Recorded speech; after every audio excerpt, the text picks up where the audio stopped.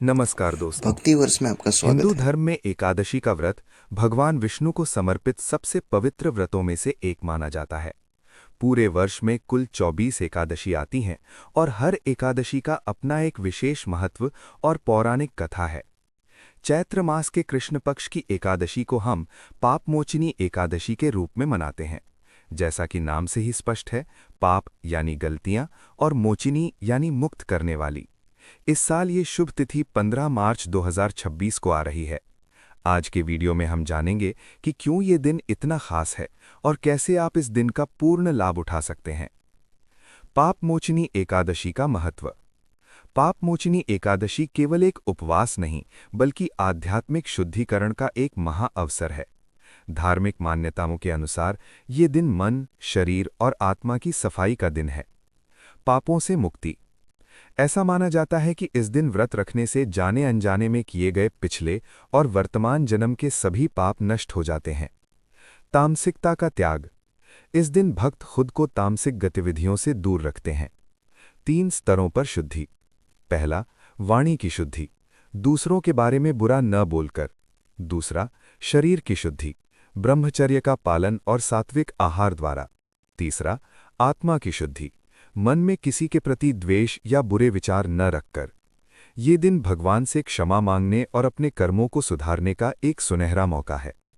पारणा का महत्व। अक्सर लोग व्रत तो रख लेते हैं, लेकिन पारणा यानी व्रत खोलने के समय पर ध्यान नहीं देते। शास्त्रों के अनुसार एकादशी व्रत का पूर्ण फल तभी मिलता है जब इसे द्वादशी तिथि को शुभ मुहूर्त में खोला जाए। आमतौर पर पारणा अगले दिन सुबह किया जाता है।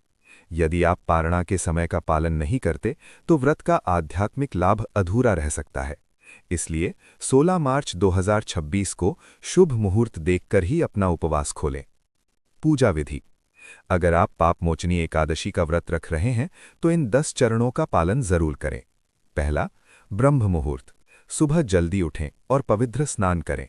दूसरा, स्वच्छता, अपने घर और विशेषकर पूजा घर की सफाई करें। तीसरा, वेदी स्थापना, स्वच्छ वस्त्र पहनकर पूजा की वेदी स्थापित करें। चौथा, मूर्तियां, भगवान विष्णु की प्रतिमा के साथ श्री यंत्र यानी माता लक्ष्मी का प्रतीक और भगवान गणेश को विराजित करें। पांचवा, दीप और आह्वान, देसी घी का दीपक जलाएं और मंत्रों द्वारा भगवान का आह्वान करें।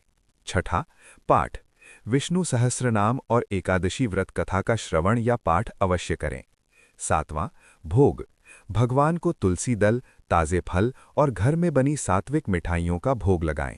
आठवां, आरती, अंत में कपूर या घी के दिए से आरती करें। नौवां, दान का महत्व, ये दिन दान पुण्य के लिए सर्वश्रेष्ठ है। जरूरतमंदों को अन्न या वस्त्र दान करें। 10वां, ब्राह्मण भोज, यदि संभव हो तो एक ब्राह्मण को भोजन कराएं। यह आपके बुरे कर्मों के प्रभाव को कम करने में मदद करता है। प्रभावशाली मंत्र, पूजा के दौरान या पूरे दिन आप इन सिद्ध मंत्रों का जाप कर सकते हैं। पहला, ओम नमो भगवते वासुदेवाय। दूसरा, अच्युतम केशवम कृष्ण दामोदरम राम नारायणम जानकी वल्लभम।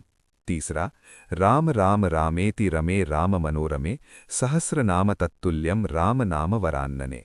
चौथा, हरे राम राम राम हरे हरे, हरे कृष्ण कृष्ण कृष्ण हरे हरे। निष्कर्ष।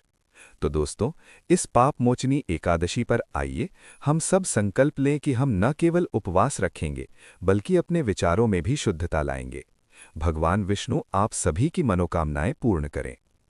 समाप्ति। अगर आपको ये जानकारी अच्छी लगी हो तो वीडियो को लाइक करें और अपने परिवार के साथ शेयर करें। भक्ति और धर्म से जुड़ी ऐसी ही जानकारियों के लिए हमारे चैनल को सब्सक्राइब करना न भूलें। जय श्री हरि।